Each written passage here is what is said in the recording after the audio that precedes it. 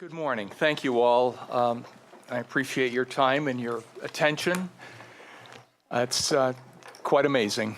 My name is Ramsey Davis. I'm a resident of Cranston. I've lived in Rhode Island since the 1970s.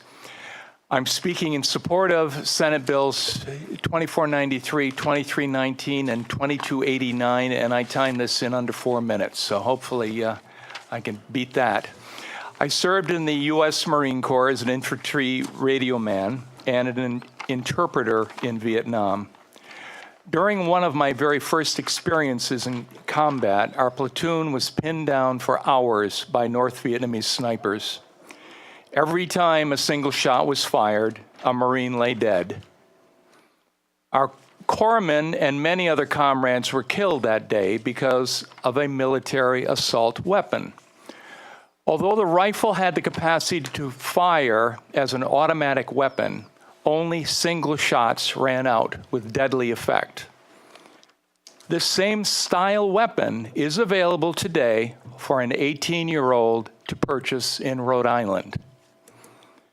Banning military assault-style weapons, as in our neighboring states, is not enough.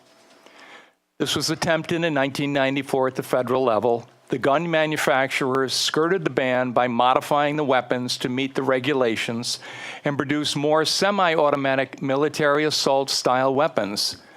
The manufacturers are able to bob and weave their way around the regulations. You've heard that a number of times tonight.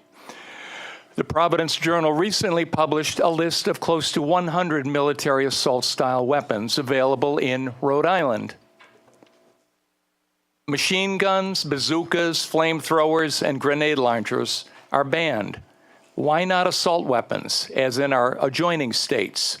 Mark Patinkin had an article in the Sunday paper last week you might have read. He went to a shooting range. That's great. So allow assault weapons at shooting ranges, and folks can experience that if they want to. As an infantryman under enemy fire, the moment of greatest anxiety was the necessity to change my rifle's magazine. Not only was there the element of time, but the knowledge that this is when the weapon was more likely to jam. So it takes 3 or 4 seconds to change the magazine, but every time I went to change that magazine, there was terror in my mind that that thing wasn't going to work again. Limiting the number of rounds in a magazine to 10 or less is essential. The removal and changing of a magazine is a moment of pause and possible jamming of the weapon that gives potential victims an opportunity to neutralize the shooter. Duck hunters are limited to 3 rounds. Why should a terrorist have access to 50-round magazines while hunting people? It is time for the privileges of the minority to be modified rather than the rights and safety of the masses. Please ban military assault-style weapons and place a limit on the number of rounds in a magazine. I have been a teacher for 31 years as well, and our only grandchild starts kindergarten in September. I personally know we don't need more guns in schools other than by police and peace officers. If more guns were the solution, then America would be a much safer country, or would be the safest country in the world. America has 270 million firearms. We represent 4.4% of the world's population, and yet we have 44% of the weapons that exist in the world. That's almost half the weapons in the world. I experienced as a teacher years ago an incident with a handgun that was pulled out in my presence and the presence of a student of mine.